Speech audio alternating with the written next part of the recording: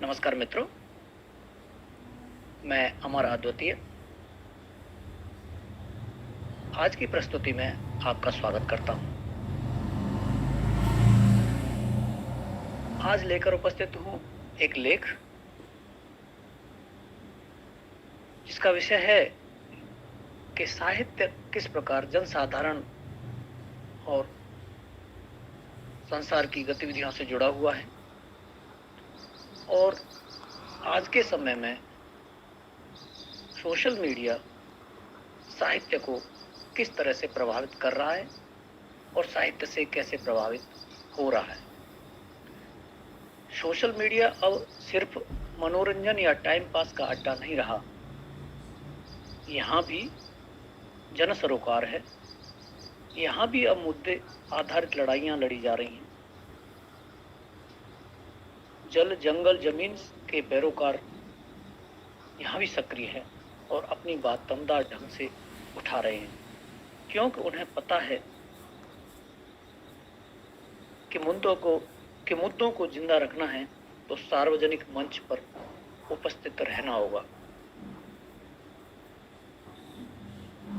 Celebrity से लेकर सामाजिक कार्यकर्ता तक ब्लॉगिंग, फेसबुक, व्हाट्सएप और अनेक वेबसाइट आदि पर लिखकर अपने विचारों को साझा कर रहे हैं। इस परिस्थिति में अगर यह कहा जाए कि साहित्य स्वतः सुखाय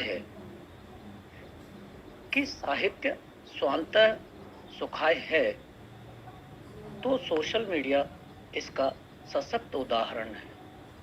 और अगर साहित्य बहुजन हिता है तो भी इसी सोशल मीडिया ने समाज और संस्कृति के हित में कई नए जन आंदोलन खड़े किए और लगातार साहित्य जगत में बढ़ती मठाधीशी, प्रकाशकों और संपादकों की कपौती, एकाधिकारी सामंती प्रवृत्ति को चूर चूर किया है।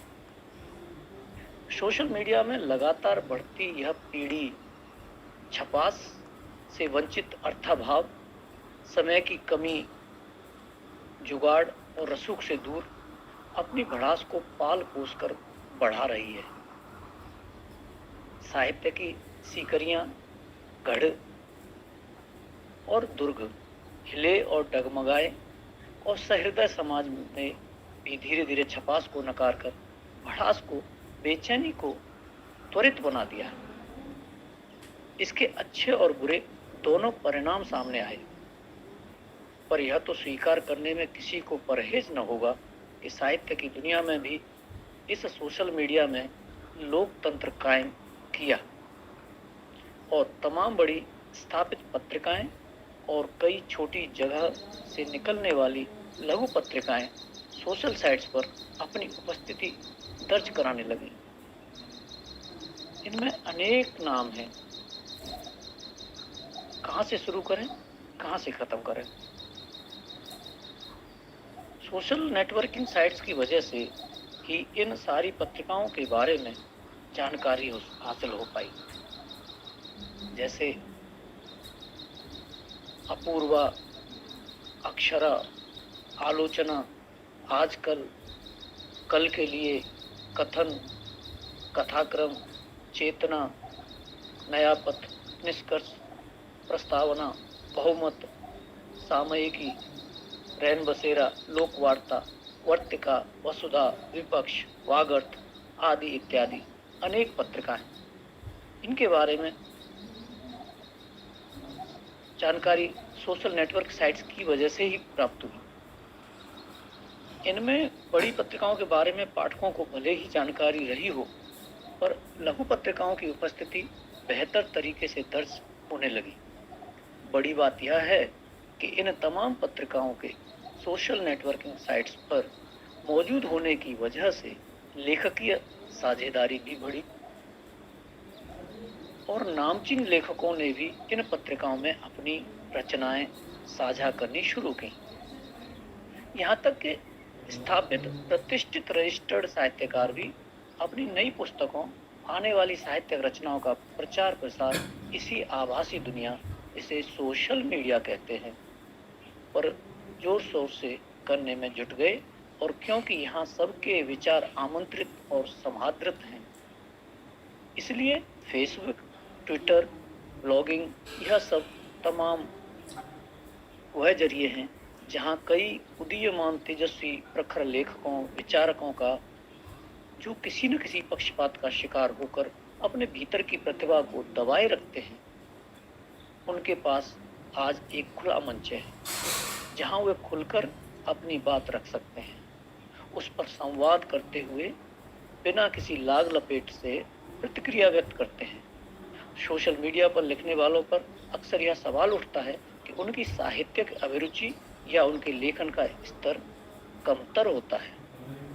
इसका एकमात्र जवाब यह है कि जिस समाज में साहित्य बहुतों को अरुचिकर, नीरस व जटिल लगने लगा है, जिस साहित्य को पाठक समाज की कमी महसूस हो रही थी, आज इसी सोशल मीडिया के बढ़ते प्रचार ने उसे न केवल सरस, सहज और रुचिकर बना दिया है, बल्कि जन जन तक पहुंचाने की जिम्मेदारी भी ली है। सोशल मीडिया ने प्रकाशन मंच के सत्ताधिकार में घुसपैठ कर ली है। ई बुक्स, ई पत्रकारिता, ई पाठशाला, वेब, ब्लॉग आदि के माध्यम से साहित्य समाज को बेहतर व श्रेष्ठ साहित्य उपलब्ध कराने की मुहिम चलाई जा रही है। जहां टीवी पर समय खराब करने वाली पीढ़ी अब सोशल नेटवर्किंग पर सक्रिय होकर किताबों और उनकी चर्चाओं में बढ़ चढ़कर हिस्सा ले रही है, वहीं अपने लेखन के द्वारा अपनी सहभागिता भी निभा रही है। सोशल मीडिया और सोशल नेटवर्किंग के इस दौर में किसी नतीजे पर पहुंचने की जल्दबाजी से बचना चाहिए। हमें हमेशा कथन की गुणवत्ता पर ध्यान देना चाहिए, माध्यम कोई भी हो।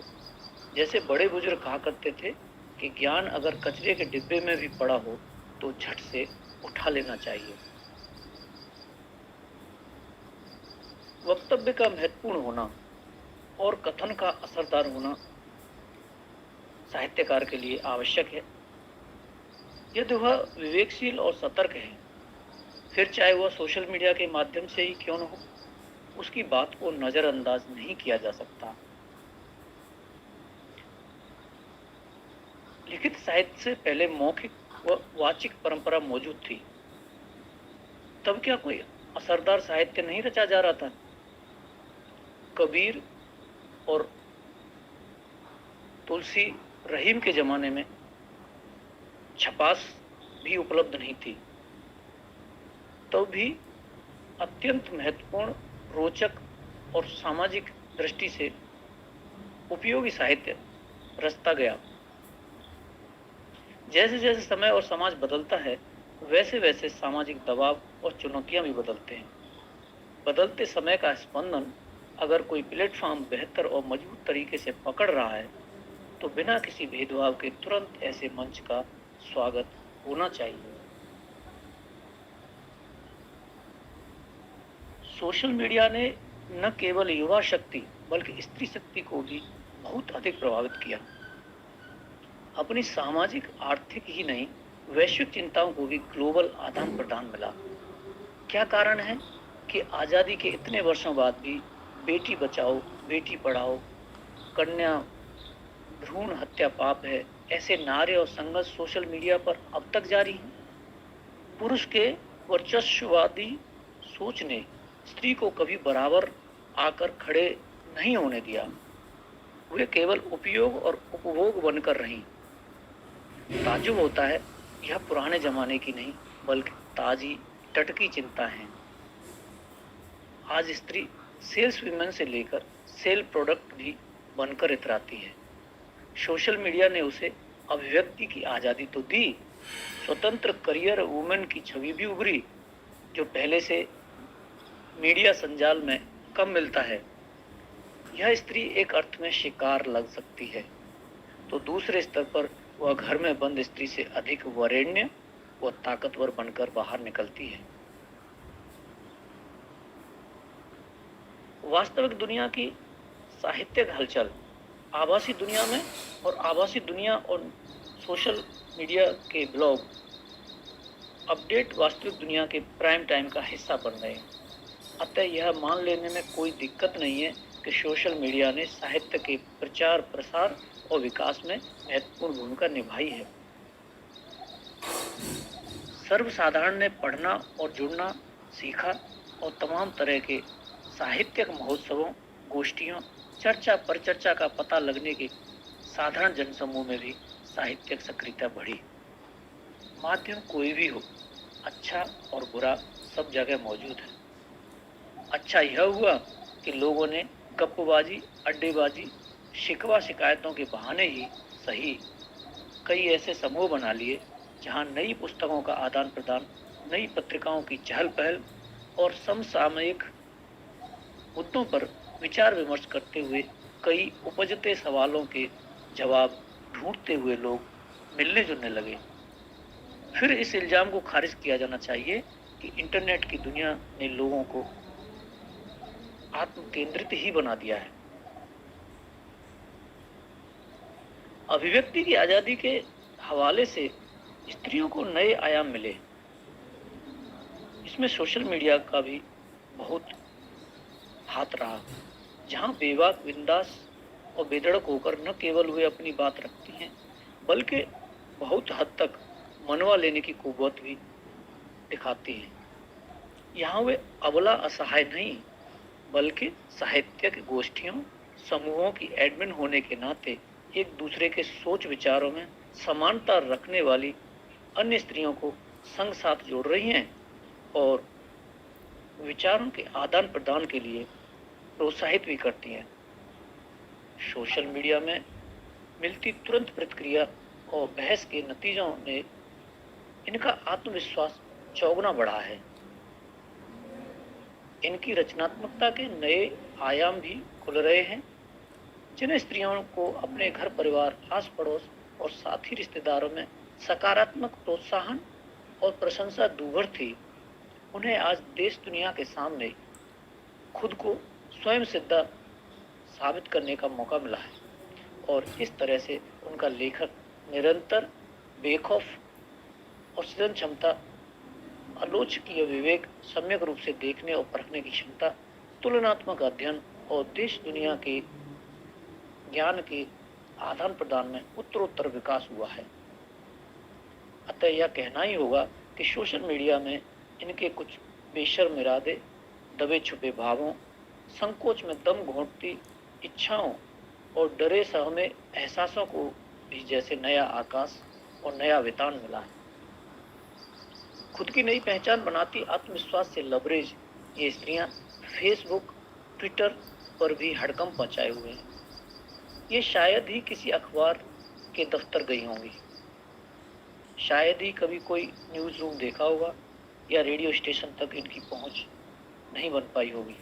भले ही बहुत ही प्रतिष्ठित पत्रिकाओं, रजिस्टर्ड अखबारों में इनकी दखल हो न हो, पर सोशल मीडिया की दुनिया में इनकी खासी पहचान है। ऐसी स्त्रियों की आभासी दुनिया के वन लाइनर की प्रतीक्षा करते लोग उनके फॉलोअर पाए जाते हैं। भारत जैसे परंपरागत समाज में इस पहुंच के जरिए महिलाओं के लिए यह आसान हुआ है कि वह खुद को साबित करवा पाएं। फेसबुक, ट्विटर, हिंदी ब्लॉगिंग जैसे अनेक स्रोतों पर सोशल मीडिया में सक्रिय युवा गेमिंग, दोस्ती, यारी, भाव, विचार, सहमति, असहमति, नाराजगी, गुस्सा सबकी अपनी भाषा परिभाषा गढ़ रहे हैं।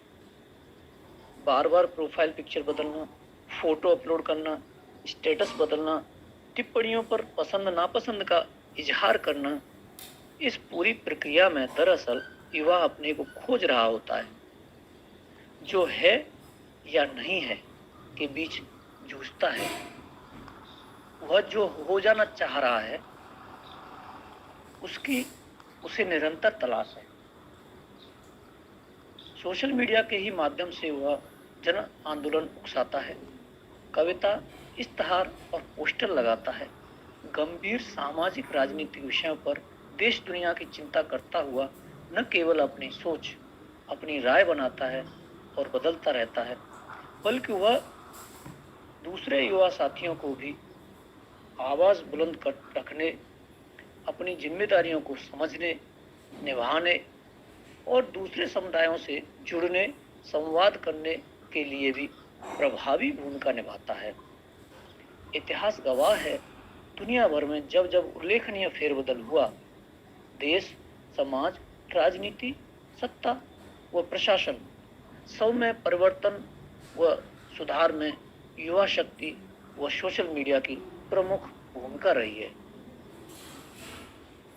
चूंकि सोशल मीडिया फेसबुक या ट्विटर ही नहीं है, इसका नशा बहुत ज्यादा नकारात्मक प्रभाव भी छोड़ रहा है। इसका नशा बहुत ज्यादा नकारात्मक प्रभाव भी छोड़ रहा है, जैसे फिजिकल फिटनेस, बाहरी खेलकूद आदि गतिविधियां लोगों से छूटती जा रही हैं।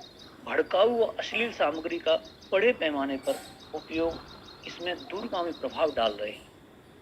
न केवल धन बल्कि समय की फिजूल खर्ची से लोगों में तनाव, अवसाद, चिड़चिड़ापन और मानसिक उलझनें भी बढ़ती नजर आ रही हैं।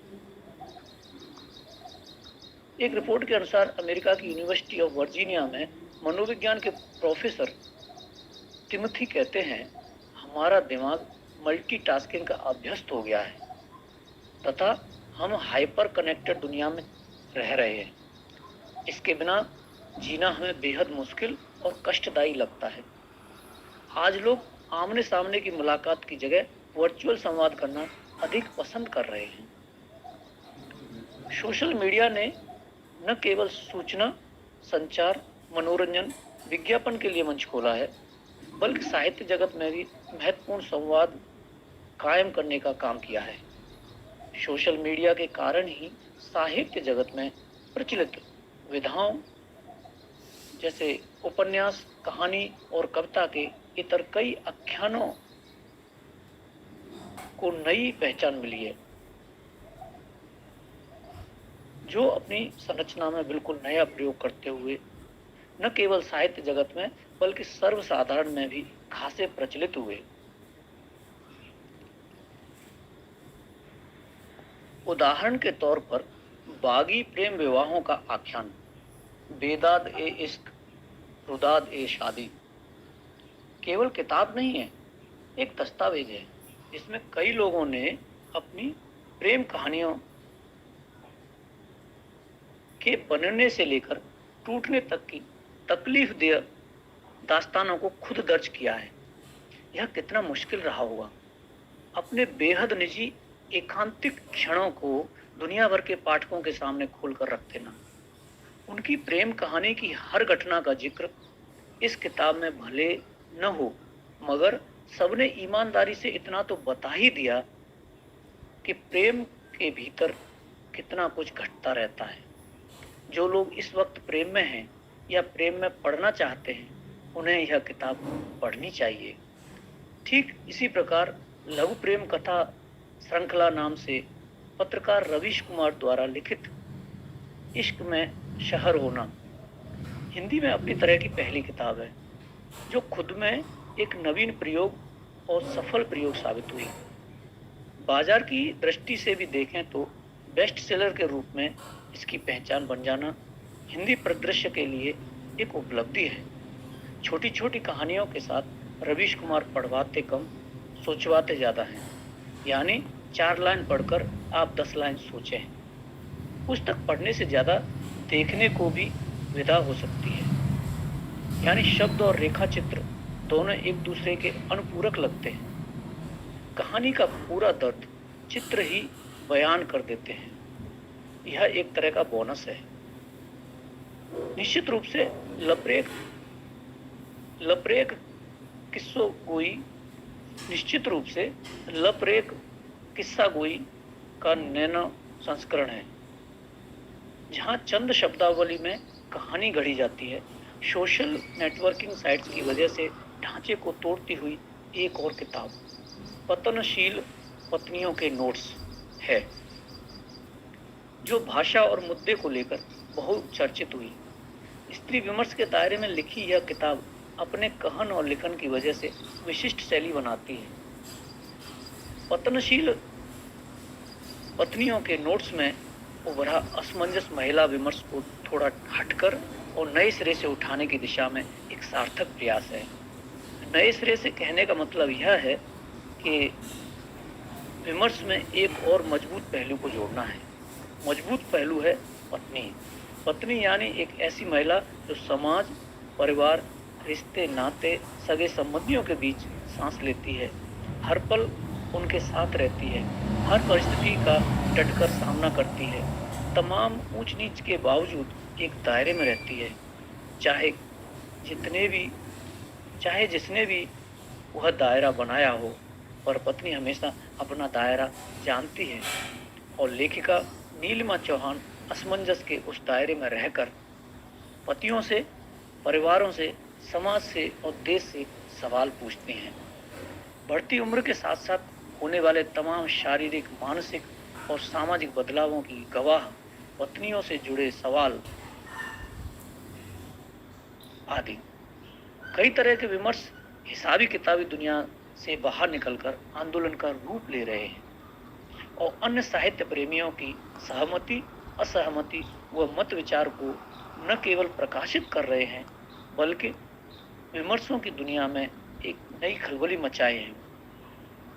स्त्री विमर्श, दलित विमर्श, आदिवासी विमर्श, राष्ट्रीयता, मानवीयता, शिक्षा नीतियों, विश्वविद्यालयी राजनीति और सामाजिक विद्रूपताओं पर भी खुलकर चर्चा होने लगी है। सोशल मीडिया ने प्रभावी भारतीयों को भी बहुत व्यापक और द्रुतगामी प्लेटफॉर्म दिया है। अपने भाव विचारों के आदान प्रदान में इस नई तकनीक ने न केवल भारतीय लेखकों, दूर दराज के ग्रामीण इलाकों के रचनाकारों, बल्कि इंटरनेट की सहायता से विदेशों में बसे प्रवासी भारतीय लेखकों व साहित्यकारों की रचनाओं व साहित्य को भी प्रचुर मात्रा में जन जन तक अबाध रूप से पहुंचाने का काम किया है। साहित्यकार और सहृदय समाज दोनों लाभान्वित हुए हैं। हिंदी के साहित्यकार रामदरस मिश्र लिखते हैं, हमारे हाथ में सोने की नहीं सरकंडे की कलम है, जो खूबसूरत न सही सच लिखती है। अभिव्यक्ति का सबसे सशक्त माध्यम बनकर उभरते सोशल मीडिया की शक्ति व प्रभाव में रोजाना बढ़ोतरी हो रही है। बड़े बड़े साहित्यकार नवोदित साहित्यकारों से परिचित हो रहे हैं, क्योंकि यहाँ लेखन व प्रकाशन अब किसी की बपौती नहीं रह गई है। सही मायनों में अब कलम जन जन की कलम होने का गौरव हासिल कर चुकी है। Blogging, internet, networking, Twitter, Facebook, Instagram आदि के जरिए नित्य नई पुस्तकों, कविता, कहानी, रिपोर्टाज, संस्मरण, यात्रा वृत्तांत के नव प्रकाशित संकलनों की न केवल जानकारी मिल रही है, बल्कि यह सोशल मीडिया पुस्तकों की सूची के साथ साथ नई पुस्तकों की पीडीएफ तक उपलब्ध करवा रहा है। प्रवासी साहित्य का सारा प्रचार प्रसार इसी सोशल मीडिया के माध्यम से ही संभव हो सका है। पत्र व फोन की अपनी सीमाएं हैं, वहां विस्तार की गुंजाइश नहीं होती। प्रकाशित पत्र पत्रिकाएं, पुस्तकों, साहित्यिक रचनाओं को दूर दराज तक पहुंचाना, उनका प्रसारण व वितरण संभव हुआ तो सूचना और क्रांति के इस नए मंच सोशल मीडिया के कारण।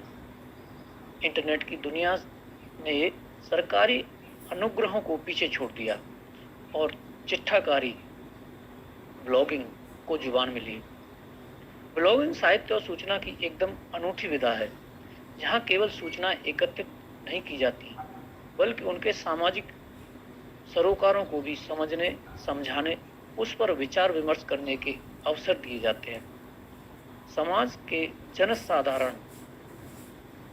के जन जागरण व जन चेतना के विकास में यह प्रक्रिया एक प्रभावी भूमिका निभाती है। ब्लॉगिंग ने सहृदय समाज व पाठक की एक नई दुनिया निर्मित की है। यह दुनिया संवाद धर्मी है, जो समसामयिक विषयों पर अपनी फौरी टिप्पणियों के द्वारा अपने जैसे या विपरीत भाव विचार के लोगों को बहस करने के लिए प्रोत्साहित करते हैं। इस तरह से साहित्य कृतियों की उपयोगिताओं, प्रासंगिकता व सामाजिक जिम्मेदारी भी विभिन्न क्षेत्रों के लोगों के साथ निरंतर जुड़ते जाने से उपलब्ध किए गए पूर्व विषय में भी विविधता की सुविधा इंटरनेट ने दी है। आज अंतर्जाल अर्थात इंटरनेट पर हिंदी की साहित्यिक पत्रिकाओं के अतिरिक्त हिंदी के प्राय सभी मुख्य राष्ट्रीय एवं क्षेत्रीय अखबार उपलब्ध हैं, जैसे दैनिक जागरण, हिंदुस्तान समाचार, नवभारत टाइम्स, दैनिक भास्कर, प्रभात खबर, राष्ट्रीय सहारा, अमर उजाला और आदि इत्यादि। तुलना अगर हम 2-1 दशक पहले की लघु पत्रिकाओं की मौजूदगी और भूमिका से करें तो बात साफ हो जाएगी। कृष्ण कुमार के अल्फाज में लघु पत्रिकाओं का मह करता यह संसार दरअसल भौगोलिक सीमाओं का संसार भी था। वह संसार अब भी फल फूल रहा है और एक के आने का मतलब दूसरे का अचानक चले जाना नहीं होता। हमारे दौर में दोनों का सह अस्तित्व मौजूद है। फर्क सिर्फ इतना है कि नेट पर ये पत्रिकाएं दैनिक और वैश्विक ज्यादा लगती हैं, अनियतकालीन और क्षेत्रीय कम। साथियों, आपने सुना साहित्य, समाज और सोशल मीडिया की अंतर्व्यथा पर एक लेख जो विभिन्न स्रोतों से प्राप्त जानकारी के आधार पर तैयार किया गया है। आप सभी को निश्चित ही यह लेख रुचिकर लगा होगा और आप लाभान्वित होंगे। अतः निवेदन है कि हमसे जुड़े रहने के लिए हमसे जुड़े रहिए, हमारे चैनल को सब्सक्राइब कर लें और जुड़े रहें। धन्यवाद, नमस्कार।